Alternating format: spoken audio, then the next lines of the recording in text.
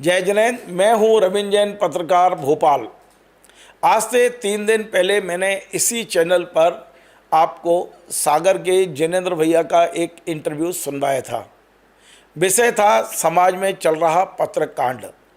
पत्रकांड को लेकर परम पूज्य आचार्य भगवान श्री विद्यासागर जी महाराज का क्या सोच था, उन्होंने इसे किस तरह से इसका समाधान निकाला था, ये तमाम सारी बातें आपको जैनेन्द्र भैया ने बताई। आज मैं एक और ऐसे ब्रह्मचारी जी से चर्चा करके आया हूं और वो पूरी आपको सुनवाने वाला हूं, जो घंटों आचार्यश्री से चर्चा करते थे और घंटों नहीं, कई कई दिन तक, कई कई घंटे उनकी आचार्यश्री से चर्चा होती थी।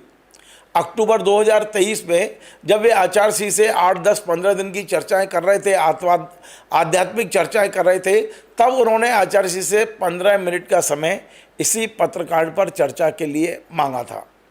और आचार्यश्री ने पत्रकांड को लेकर जो जो बातें, जो जो शब्द कहे थे, उन्हें इन ब्रह्मचारी जी ने अपनी डायरी में नोट किया था कि आचार्यश्री ने कौन कौन से सिद्धांत बताए थे और वो किस तरह से इस पत्रकांड को लगभग समाप्त कर चुके थे। और उन्होंने ये भी कहा था कि यदि इसके बाद कोई घाव है तो समय के साथ ये सारे घाव भर जाएंगे। और उन्होंने जो जो शब्द कहे थे, आज समाज के हर व्यक्ति को आचार्य भगवान के उन शब्दों को सुनना चाहिए कि पत्रकांड को लेकर आचार्यश्री की सोच क्या थी, आचार्यश्री क्या चाहते थे। ये सारी चीज़ें आज आपको सुनवाऊंगा। बड़ी बात यह है कि आचार्यश्री कहते थे कि अपने ही व्यक्तियों पे संशय क्यों करना। आप सुनना, आज मैं चाहता हूं कि विनोद भैया का ये इंटरव्यू एक एक शब्द आप सुने। विनोद भैया छतरपुर में रहते हैं। विनोद भैया ने न केवल आचार्यश्री से पत्रकांड पर बात की, बल्कि आज से कुछ दिन पहले जबलपुर में उन्होंने नवाचार्य परम पूज्य समय सागर जी महाराज से भी पत्रकांड पर चर्चा की है। नवाचार्य समय सागर जी महाराज इस पूरे घटनाक्रम को किस तरह से देखते हैं, क्या सोचते हैं और इस समस्या का क्या समाधान कैसे निकाल रहे हैं, ये बात भी आज विनोद भैया जी आपको बताने वाले हैं। बहुत महत्वपूर्ण इंटरव्यू है, मैं चाहता हूँ पूरा सुने। दरअसल मेरा, आपका, हम सबका एक उद्देश्य होना चाहिए, हमारा संघ एकजुट रहे, हमारी समाज एकजुट रहे और हम आप सब एकजुट होकर समाज में एक दूसरे का सहयोग करें, हम एक दूसरे को आगे बढ़ाएं और हमारे जो धर्म की प्रभावना है वो चलती रहे। तो आज केवल इसी उद्देश्य के साथ मैं विनोद भैया के पास पहुंचा, छतरपुर पहुंचा, भोपाल से चल के गया। मैंने उन्हें बड़े आदर के साथ वहां जैन भवन में बुलाया, उनसे बातचीत की और अब आपको वो बातचीत जस की तस सुनवाने जा रहा हूँ। यदि आपको ये पसंद आए तो इस बातचीत को आप अपने मित्रों तक जरूर पहुँचाएं। बहुत खास बातचीत है ये, आप एक बार सुनिए, आपको लगेगा कि हमारे संतों का, हमारे भगवंतों का सोच कितना बड़ा सोच था, कितने विराट व्यक्तित्व थे, कितना उनका मतलब कह लीजिए ऑरा कितना बड़ा था, हर बड़ी से बड़ी समस्याओं को कैसे चुटकी में हल करते थे। ये सारी चीज़ें आज आपको विनोद भैया के मुख से मैं सुनवाने वाला हूँ। विनोद भैया खुद तपस्वी हैं, विद्वान हैं, तपस्या करते हैं, जगह जगह शिविर लगाते हैं, धर्म का प्रचार करते हैं। और बड़ी बात यह है कि चाहे आचार्य विद्यासागर जी महाराज हों या नवाचार्य समय सागर जी महाराज हों, दोनों इनसे आध्यात्मिक चर्चा करने का समय निकालते हैं और विस्तृत चर्चाएं इनसे करते हैं। विनोद भैया का कद आप इससे अंदाज़ लगा सकते हो कि यदि वे 15 दिन के लिए आचार्यश्री के पास गए हैं तो आचार्यश्री प्रतिदिन 2 से 3 घंटे इनसे चर्चा के लिए निकाला करते थे। चर्चाएं क्या होती थी ये मैं इसलिए अभी नहीं जा रहा हूं क्योंकि बड़ी आध्यात्मिक गूढ़ रहस्यों की चर्चा विनोद भैया और आचार्यश्री के बीच होती थी, मैं उस पर नहीं जा रहा हूँ। लेकिन चूँकि अभी हमारा पहली प्राथमिकता समाज की एकता है, तो आज हम पत्रकांड को लेकर हमारे आचार्य भगवान और नवाचार्य भगवान, ये दोनों का सोच क्या है वो आज आपको सुनने को मिलेगा। सुनिए, मैंने विनोद भैया जी से जो बात की है जस की तस आपको सुनवा रहा हूँ। मुझे पता है कि आपके दिल में कितने रहस्य हैं। आज मैं उम्मीद करता हूं कि आज वो तमाम सारी चीज़, क्योंकि समाज में जिस तरह का माहौल हो गया है, विषाक्त माहौल हो गया है, हो सकता है कि आपके और आचार्यश्री की जो चर्चा थी, आज यदि आप उसे खोलते हैं तो समाज को इसका बहुत लाभ मिलेगा। अक्टूबर 23 में गुरुजी का चातुर्मास डोंगरगढ़ में चल रहा था। मैं अक्टूबर में जब उनके पास पहुंचा, 2-3 दिन की चर्चाओं के बाद में जब मैंने आचार्य श्री से कहा कि 15 मिनट मैं और चाहता हूँ, तो उन्होंने कहा ठीक है। मैंने आचार्य श्री से कहा, आचार्य श्री, समाज में पत्रों के विषय में बहुत सी चर्चाएं चल रही हैं। मैं आपसे पूछना चाहता हूँ कि कोई ज्येष्ठ साधक इस तरह का कोई कार्य कर सकता है, आपको विश्वास है क्या? तो आचार्य श्री ने कहा, अपनों पर संशय क्यों करना, अपनों पर अविश्वास क्यों करना। और इस उत्तर को सुनकर मैं अवाक रह गया। उसके बाद मैंने आचार्य श्री से कहा, आचार्य श्री, मैंने सुना है कि आप दोनों पक्षों की बातों को सुनते हैं। तो उन्होंने उत्तर दिया, उपेक्षा क्या चीज़ है? उपेक्षा का अर्थ यही है कि राग और द्वेष दोनों के निमित्त मिलने पर जो साक्षी रहता है, तटस्थ रहता है, किसी की तरफ नहीं होता, उसी को उपेक्षा कहते हैं। मेरे पास जो भी आते हैं मैं उनको सुनता हूँ, लेकिन कोई प्रतिक्रिया मैं नहीं करता हूँ, मात्र साक्षित्व के भाव से मैं सुनता हूँ। फिर मैंने आचार्य श्री से कहा, आचार्य श्री, क्या आपको लगता है कहीं थोड़ा बहुत कुछ महाराज जी से गलती हुई होगी या कुछ ऐसा? तो उन्होंने कहा कि नहीं, ऐसा मेरे मन में कुछ भी नहीं है। और अगर कोई चीज़ होती भी है तो शास्त्रों में स्थितिकरण, उपगूहन, वात्सल्य वाली बात लिखी गई है। ये सिर्फ लिखने के लिए नहीं है, जीवन में प्रयोग करने के लिए है। और मैं हमेशा एक बात कहता हूँ सभी से कि सक्रिय सम्यक दर्शन क्या है? 8 अंगों की प्रवृत्ति यदि नहीं करते हैं तो फिर सम्यक दर्शन किस काम का? सम्यक दर्शन तो तभी महत्वपूर्ण होता है जब आप 8 अंगों में प्रवृत्ति करते हैं। स्थितिकरण, वात्सल्य, उपगूहन, ये तीनों अंग विधिवत पालन किए जाना चाहिए ऐसे प्रकरणों में। फिर मैंने आचार्य श्री से पूछा, आचार्य श्री, क्या आपने धैर्य सागर, पूज्य सागर जी को बुलाया था सुधा सागर जी के पास से? तो उन्होंने कहा नहीं, उनके बार बार मेरे पास सूचना आ रही थी तो मैं कुछ भी नहीं बोला पहले, और फिर बार बार उनकी खबरें मेरे पास, सूचनाएं, पत्र वगैरह आते रहे, तो मैंने कहा फिर जैसा आप उचित समझें आप लोग, मैंने उन्हें नहीं बुलाया था। फिर मैंने कहा, आचार्य श्री, अब इस प्रकरण को कैसे समाप्त किया जाए? मेरी समझ में तो एक बात आती है आचार्य श्री कि कुछ साधु उनके पास भेज दिए जाएं तो समाधान हो जाएगा इस प्रकरण का। तो उन्होंने कहा, मैं बीच में कर ही रहा था कि ऐसी ये सब खबर बीच में चलती रही। अब थोड़े समय के बाद उन्होंने एक सूक्ति कही इंग्लिश की, time is the best healer. समय जो है सभी घावों को भर देता है और समय पे सब चीज़ें ठीक हो जाती हैं। और मैं कुछ समय के पश्चात महाराज जी के पास कुछ साधुओं को भेजने वाला हूँ, थोड़ा सा इंतजार करो, सब ठीक हो जाएगा, ऐसा आचार्य श्री ने कहा मेरे से। और मैंने बीच में जिनेंद्र को सब बता दिया है और बीच में जिनेंद्र के थ्रू उनको सूचना भी भेज दी है, उन्हें आशीर्वाद वगैरह भी भेजा और सब ठीक है। सुधा सागर जी से कहना, मेरे मन में किसी भी प्रकार का कोई ऐसा गलत अभिप्राय आपके प्रति नहीं है, निश्चिंत रहें वो। और मैंने महाराज जी से कहा कि महाराज जी, ये किसी तरह इसका समाधान होना चाहिए। तो बोले ठीक है, ठीक हो रहा है, ठीक चल रहा है, सब चीज़ ठीक है, और इससे संबंधित आपको कोई प्रश्न हो तो पूछ सकते हैं। उन्होंने कोई ऐसे प्रश्न छोड़े नहीं थे कि उनसे पूछा जाए, क्योंकि उन्होंने बार बार एक ही बात कही कि अपनों पर संशय क्यों करना, अपनों पर अविश्वास क्यों करना। अगर कोई बात भी है तो स्थितिकरण, उपगूहन, वात्सल्य इत्यादि का पालन करना चाहिए। एक बात उन्होंने अंतिम में कही थी कि साधना में एक आक्रोश परिचय भी आता है। तो साधु को आक्रोश पर से जय भी करना चाहिए। सुधा सागर को इस विषय को जरूर बताना कि आक्रोश पर से जय का भी कथन शास्त्रों में आता है। और एक बात महाराज से कहना कि किसी का प्रतिकार अपन को नहीं करना है, क्षमता से ही सभी का समाधान करना है। तो मैंने ये सब विषय महाराज जी को बताया था वहाँ से आने के बाद कि आचार्य श्री ने ऐसा ऐसा कहा है। और इसके बहुत पहले 2005 में एक पत्र लेकर के मैं उनके पास गया था। 4-5 पन्ने का एक पत्र था आचार्य श्री की, उसमें बहुत भारी आलोचना थी।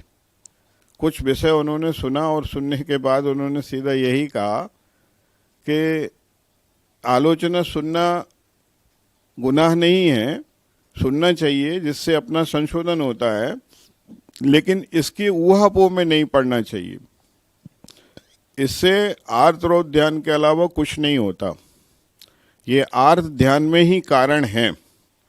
इसकी जिज्ञासा करना और उसके बारे में बहुत ऊहापोह करना ये आर्त ध्यान का कारण है। इसलिए साधुओं को और श्रावकों को इसके ज़्यादा चक्कर में नहीं पड़ना चाहिए।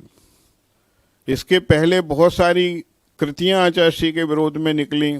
मुखड़ा देख ले दर्पण में, एक आड़ा तिलक, खड़ा तिलक, बोलती माटी, ऐसी बहुत सारी कृतियां बीच बीच में आचार्य श्री के विरोध में निकलती रहीं। लेकिन आचार्य श्री का एक ही जवाब था इन सब के लिए कि अपन को किसी का कोई जवाब देना नहीं, यही सबसे बड़ा जवाब है। कोई प्रतिक्रिया नहीं करना ही सबसे बड़ी प्रतिक्रिया है। ये आचार्य श्री कहते थे, हमेशा से उन्होंने एक ही बात कही। इसके पूर्व में भी मुक्तागिरी में एक रतिबाई जी की जब संलेखना हुई थी तो एक आलेख डॉक्टर नेमीचंद जी ने तीर्थंकर पत्रिका में संलेखना के विरोध में निकाला था। तो मैंने आचार्य श्री से स्वयं उस आलेख को देखने के बाद कहा, आचार्य श्री आप कहें तो इस पे कुछ लिखा जाए। तो आचार्य श्री ने मुख पे उंगली रख करके यही इशारा किया था कि अपन को मौन रहना ही सबसे बड़ा विरोध है, किसी का उत्तर अपन को नहीं देना है। तो आचार्य श्री का एक और बात मैं बताना चाहता हूँ। जब आचार्य समीक्षा किसी साधु के द्वारा लिखी गई, आरिका समीक्षा लिखी गई, तब मैं आचार्य श्री के पास गया था। तब मैंने आचार्य श्री से इस विषय में थोड़ी सी चर्चा की थी। तो आचार्य श्री ने यही उत्तर दिया था कि परिणाम जब क्षण क्षण बदलते रहते हैं तब फिर ये समीक्षाएं किस काम की हैं, इसका कोई मूल्य नहीं है। करणान योग में स्पष्ट लिखा हुआ है कि क्षण क्षण में परिणाम बदलते रहते हैं, एक सा व्यक्ति सदाकाल बना नहीं रहता। यह अभिप्राय गुरु जी का था। व्यक्ति बदलता रहता है, जीवन बदलता रहता है, परिस्थितियां बदलती रहती हैं। इसलिए अपन किसी को ऐसा नहीं कह सकते वह व्यक्ति सदाकाल वही है, वैसा ही है, ऐसा नहीं मानना चाहिए अपन को। जब जेल में हथकरघा की बात चली तब मैंने गुरुजी से कहा, हमने कि आचार्य श्री जो अपराधी हैं वो तो कभी सुधर ही नहीं सकते। ऐसे अपराधी हैं जिन्होंने कई हत्याएं की हैं। तो उन्होंने सीधा उत्तर दिया था कि ये सिद्धांत नहीं है। जब अपन उनको परिवर्तन की राह दिखाते हैं तो निश्चित रूप से परिवर्तन होता है, वह समय साध्य होता है। कितना ही बड़ा अपराधी क्यों ना हो, जीवन में उसके अवश्य परिवर्तन आता है, काल पा करके। इसलिए हमेशा ऐसा नहीं सोचना चाहिए कि अपराधी कभी ठीक नहीं हो सकता। तो उन्होंने ये जो जेलों में हथकरघा लगाने की, जैनों में नहीं, जैनों में तो उन्होंने प्रयोग किया था बहुत कम मात्रा में, लेकिन उनका मूल मकसद ये था कि जो अपराधी हैं वे कैसे श्रम के द्वारा अपने जीवन को परिवर्तन करें, उनको उनके अंदर की जो ग्लानि है वो कैसे दूर हो, उनका प्रायश्चित कैसे हो सके। तो वो गुरुजी का जो मानसिक स्तर था, एक विराट सोच थी उनके भीतर, एक व्यापक सोच थी। हर व्यक्ति का कल्याण, और कैसा भी अधम से अधम वाला व्यक्ति क्यों ना हो उनके साथ और उनके पास जाकर के उसका जीवन अपने आप उन्नत दिशा में चला जाता था। भैया जी, एक बड़ा सवाल यह है, एक और तो आप कह रहे हैं कि स्वयं सीधी आपकी आचार्य से बात हुई, आप टाइम बता रहे हैं कि अक्टूबर 2023 में आप गए थे और उसके बाद आपने सुधा सखा जी महाराज को वो संदेश भी दिए। दूसरी ओर कुछ लोग ये कह रहे हैं, जिनमें कुछ साधु भी हैं, ये कह रहे हैं कि आचार्य जी ने उन पत्रों को देखा तो उनकी आंखों में आंसू आ गए और उन्होंने कहा सत्य उजागर होना चाहिए, इसलिए जो कुछ अभी माहौल है वो आचार्य जी के आदेश पर ही हो रहा है। बेशक अब आचार्य जी नहीं है, उनसे कोई पूछने वाला नहीं है, और जब आचार्य जी से थे तब उन्होंने ये सब कुछ नहीं किया जो आज कर रहे हैं। तो आपको क्या लगता है, आप जो बोल रहे हैं वो सत्य है, या कुछ और जो लोग अभी बता रहे हैं, जिस आधार पर ये पूरा आंदोलन चल रहा है, जिस आधार पर सत्य उजागर करने की बात हो रही है, वो सही है? सच क्या है? समाज बहुत दिग्भ्रमित हो गई है। समाज को सच जानना है कि जो आपसे आचार्य जी ने कहा वो सत्य है, या जो अभी समाज में फैलाया जा रहा है वो सत्य है? आचार्य श्री कभी भी इस तरह की समस्याओं का समाधान ऐसे नहीं खोजते थे जैसा अभी समाधान करने का प्रयास किया जा रहा है। सोशल मीडिया के माध्यम से जो चीज़ें अभी फैलाई जा रही हैं, वो इस तरह की कोई भी चीज़ पसंद नहीं करते थे। हमेशा कहते थे सोशल मीडिया से साधु का अधा पतन ही होगा।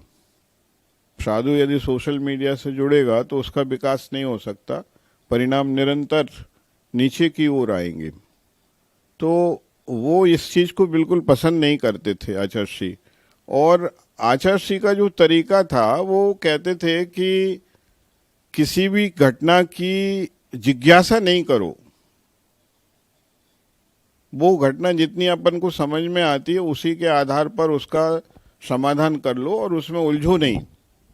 यदि घटना में आप पढ़ते हैं किसी के में, तो वो नियम से उसमें आर्त रौद्र ध्यान के अलावा और कुछ हो नहीं सकता। उसको हमेशा वो आर्त ध्यान का विकास मानते थे, जो साधना में बाधक है, मन को विक्षेप पैदा करती है। इसलिए वो कहते थे कि किसी भी इस तरह की घटना में उलझने की अपन को जरूरत नहीं है, मौन से अच्छा कोई प्रतिकार नहीं है। ये मैंने पहले भी खोला है। तो आचार्य श्री का ये पैटर्न नहीं था जो पैटर्न आज चल रहा है। और जो भी इस चीज़ को सोच रहे इस दिशा की तरफ कि आचार्य श्री को कुछ ऐसा हुआ, तो वो ऐसे सामान्य साधक नहीं थे और ना ही साधारण सोच के व्यक्ति थे। जो अपन सोचते हैं उस लहजे में वो कभी भी नहीं सोचते थे।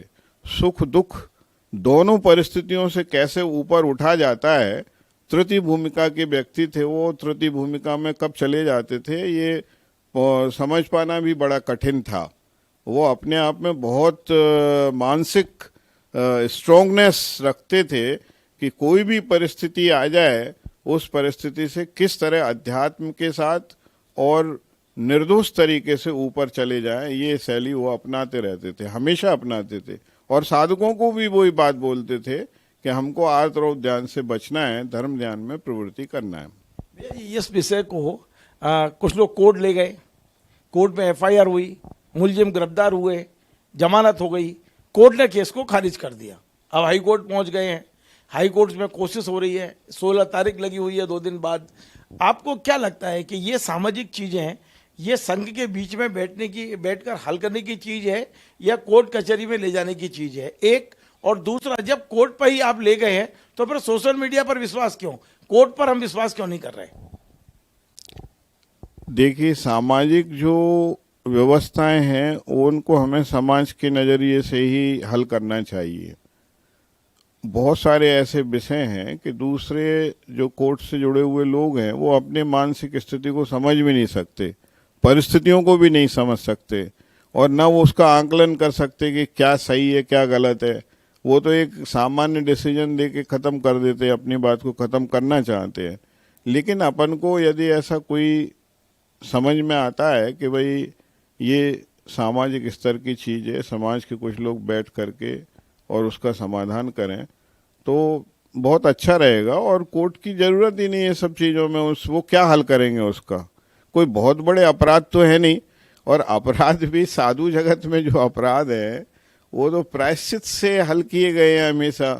उनको कोर्ट में ले, उनके लिए तो कोर्ट आचार्य ही होता है, दूसरा कोई कोर्ट होता नहीं वहाँ। भैया जी एक और आप लगातार इस पूरे माहौल को ठीक करने के प्रयास आपने किए थे। मैं जहाँ तक समझ रहा हूँ, अभी 15 दिन पहले ही आप जबलपुर भी गए थे और आपने पूज्य आचार्य श्री समय सागर जी महाराज से चर्चा भी की है। यदि आप बताना चाहें कि क्या चर्चा हुई और आप इस दिशा में क्या प्रयास कर रहे हैं। महाराज जी, समय सागर जी आध्यात्मिक संत हैं और महाराज जी से जो भी चर्चाएं हुई, आध्यात्मिक चर्चाएं हुई, और महाराज जी का कहना ये था कि अपन को इन सब चीज़ों में उलझना नहीं चाहिए, और अपनी शैली से वो किसी भी उलझाव में नहीं है और वो किसी का अहित भी नहीं सोचते। हमेशा उन्होंने अभी भी वे संघ के नायक हैं, यदि एक आदेश देंगे तो ठीक हो जाएगा सब चीजें, या सबको बुला के जैसे आचार्य श्री चुटकी बजाते ही बड़ी बड़ी समस्याओं का हल निकाल देते थे। नहीं, उनका प्रयास है, अपनी एक मर्यादा में उन्होंने कहा मैं अपना प्रयास कर रहा हूँ, जो मेरी मर्यादा है उसके हिसाब से मैं सबको, किसी को अपनी तरफ से कोई आक्षेप विक्षेप वाली बातें मैं नहीं कह रहा हूँ, ना कोई समाज में मेरे द्वारा ऐसा कोई मैसेज जा रहा है कि जो अनुचित हो, ये उनका कहना था। उनकी आध्यात्मिक शैली है महाराज जी की, और उनका प्रयास ये है कि ये सब चीज़ें थमना चाहिए, सोशल मीडिया पे नहीं आना चाहिए और लोग धर्म ध्यान करें और लोक हित में शांति फैले, ये उनका अभिप्राय अंदर से था और वही भावना उनकी थी। बार बार मैंने उनसे कहा तो उन्होंने कहा कि मेरे प्रयास अच्छे के लिए हैं और अच्छे के लिए मैं सदाकाल प्रयास करता रहूँगा। आप माने ना माने, आप भी महसूस कर रहे होंगे कि संघ के साधुओं की तपस्या में और हमारे जो ब्रह्मचारी ब्रह्मचारिणी दीदियाँ हैं उनकी तपस्या में कहीं विघ्न नहीं पड़ रही है सब चीज़ें। ऐसा कुछ नहीं है, संघों में यथा योग्य जो धर्म ज्ञान के साधन है वो निरंतर बरकरार हैं और ब्रह्मचारी भाई और बहनें भी अपने अपने साधनारत हैं। ये तो समाज में कुछ चीज़ें चलती रहती हैं समय समय की परिस्थिति के हिसाब से, और मैं गुरुजी की एक बात को बार बार गुरुजी ने उस समय भी कहा था और मैं फिर से उस वाक्य को रिपीट करता हूँ, time is the best healer. समय सब घाव भर देता है। यह समय पाकर के परिस्थितियां बदलती हैं तो हम लोग एक प्रयास ही कर सकते हैं। गुरुजी ने भी यही कहा था अंत में जब बात हुई तो, आचार्य श्री आपका प्रयास, तो वो बोले प्रयास ही किया जा सकता है, जितना प्रयास संभव है वही किया जा सकता, किसी के अंदर तो नहीं घुसा जा सकता। भैया जी आपने ये कहा कि टाइम इज बेस्ट हीलर, समय बड़े बड़े घाव भर देगा। लोगों को उम्मीद भी समय सागर जी से ही है। आचार्य जी भी कह गए कि समय घाव भर देंगे, तो क्या हम उम्मीद करें कि समय सागर जी महाराज इस जितनी जल्दी हो समाज के अंदर जो घाव है इसे जल्दी भरने के लिए उनके जो प्रयास है, उनकी जो साधना है वो भी हमारे काम आएगी? बिल्कुल आएगी। महाराज जी का बिल्कुल सकारात्मक चर्चा मेरी हुई है महाराज जी से। महाराज जी का यही अभिप्राय है कि धीरे धीरे सब समाधान अच्छा होगा, यही उनकी मनोभावना थी। और जो चीज़ें चल रही उसकी पीड़ा उनके अंदर भी झलकी थी, तो उन्होंने एक बात कही कि धीरे धीरे सब चीज़ें ठीक होंगी, सब अच्छे संतुलित हो जाएगा, यही भावना मैं व्यक्त करता हूँ। बहुत बहुत धन्यवाद। तो आपने आज विनोद भैया की पूरी बात को गौर से सुना है। पुनः पुनः पुनः मेरा एक ही प्रयास है कि हम समाज की एकता चाहते हैं। आज सब कुछ विनोद भैया ने आचार्य श्री के, वो एक ऐसे व्यक्ति हैं जिनसे आचार्य श्री की सीधी बातचीत हुई है, और ये जो कहा जा रहा है कि सत्य उजागर होना चाहिए, आचार्य श्री की आंखों में आंसू आ गए थे और आचार्य श्री अभी तक जीवित रहते, कोई भी कहे इस बात को, लेकिन मेरा मन ये ना पहले मानता, ना आज मानने को तैयार है, ना भविष्य में, क्योंकि मेरे आचार्य भगवान सुख दुख के बहुत दूर थे। वे आध्यात्म के ऐसे सलाहकार पुरुष थे जिनके बारे में इतनी छोटी बातें करके हम उनका कद छोटा नहीं करना चाहते। आज विनोद भैया ने दूध का दूध पानी का पानी कर दिया है, और जो लोग भी इस प्रोग्राम को देख रहे हैं वे एक बार अपनी अंतरात्मा में झांकें, देखें कि क्या उनके कार्य से समाज का कोई अहित तो नहीं हो रहा है। यदि हो रहा है तो समाज हित में और संघ हित में हम सबको एकजुट होना चाहिए।